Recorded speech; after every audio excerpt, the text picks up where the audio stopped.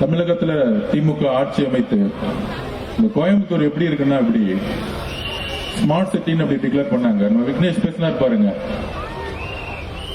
ஒரு 20 வருஷம் எம்எல்ஏ இருக்கவங்க கூட திமுக அப்படி பேச மாட்டாங்க இந்த தொகுதியை பத்தி.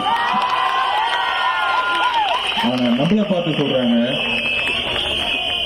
டிவி கீழ இருக்க மாவட்ட செயலர்கள் தொகுதியை பத்தி பேச தெரியுமா, கொள்கையை பத்தி பேச தெரியுமான்னு. இதே இங்க இருக்கக்கூடிய திமுக மாவட்ட செயலருக்கு கிணத்துக்கடை பத்தி பேசி பாருங்க, பேசுவாரு. அந்த ரோடு கான்ட்ராக்ட்ல 3%, அந்த டாஸ்மாக் கடை 4 கடை எண்டு, அந்த பார் 5 எண்டு, கட்டிங் எம்பி செந்தில் பாலாஜிக்கு 10 ரூபாய் அனுப்பணும். 10 ரூபாய் அனுப்பலன்னா மாவட்ட செயலர் போச்சு புடிடுவாங்க. அந்த 10 ரூபாய் நேரம் மாப்பிள்ளைக்கும் மருமகனுக்கும் போடும். இதுதான் திமுகவுடைய அரசியல் இன்னைக்கு. அவ்வளவுதான் தெரியும். கட்டிங்க செட்டிங்க, திருப்பியும் எலெக்ஷன் ஓட்டு வாங்குறது. இவ்வளவுதான் திமுகவோட அரசியல். எப்பேற்பட்ட கட்சி அண்ணா உருவாக்கிய கட்சி, தன்னுடைய ரத்தத்தை சிந்தி எத்தனை தலைவர்களை இதை உருவாக்கினாங்க திமுகவை. ஒன்றிய அரசுக்கு எதிராக இருமொழி கொள்கைன்னு வரும் பொழுது அண்ணா எந்திரிச்சு நின்றாரு. தமிழகம் முழுவதும் இளைஞர்கள் ஒன்று நின்னாங்க. இந்திய எதிர்ப்பு போராட்டத்தை உருவாக்கினாரு. 67 ஆட்சி உருவாக்கினாரு. இந்த தீய சக்திக்கு எதிராக எம்ஜிஆர் உருவாக்கினாரு 77. எத்தனை போராட்டம் திமுக, எவ்வளவு அழகான ஒரு கட்சி. கலைஞர் கருணாநிதி அவர்களுக்கு அப்புறம் இன்னைக்கு எப்படி ஆயிருச்சு. 21 எல்லாரும் நினைச்சோம், ஐயோ அப்ப இருந்த அதிமுக ஆட்சி ஊழலா இருக்கு.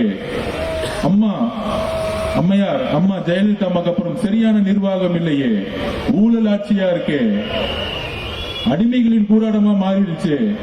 அப்படிலாம் இருந்த சமயத்துல 21 திமுக வந்தா நல்லா இருக்குமே அப்படின்னு தமிழகம் முழுவதும் நினைச்சாங்க. ஆனா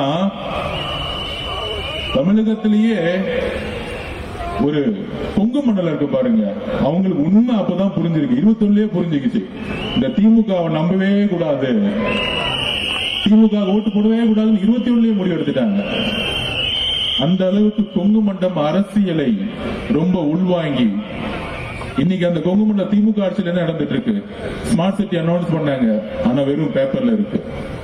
கோயம்புத்தூர் ஃபுல்லா சிறு குறு விவசாயிகள், விசைத்தறி தொழிலாளர்கள், அதுக்கப்புறம் எத்தனை இண்டஸ்ட்ரீஸ் இன்னைக்கு மூடிக்கிட்டு இருக்கு.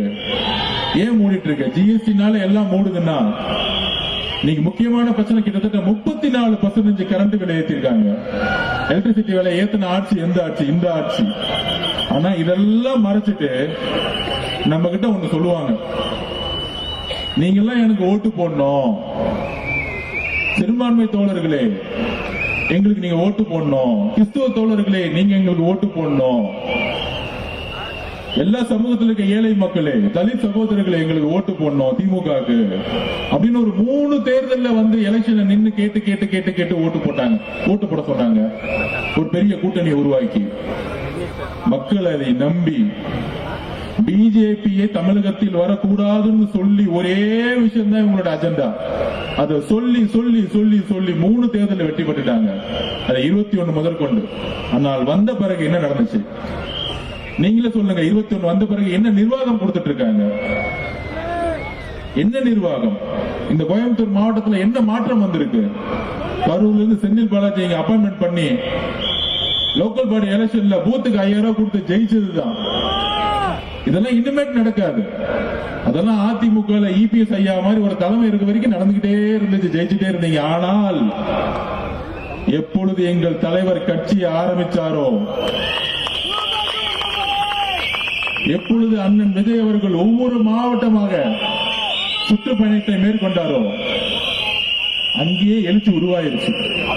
மணப்பெண்ணின் பிரத்யேகமான திருமணம்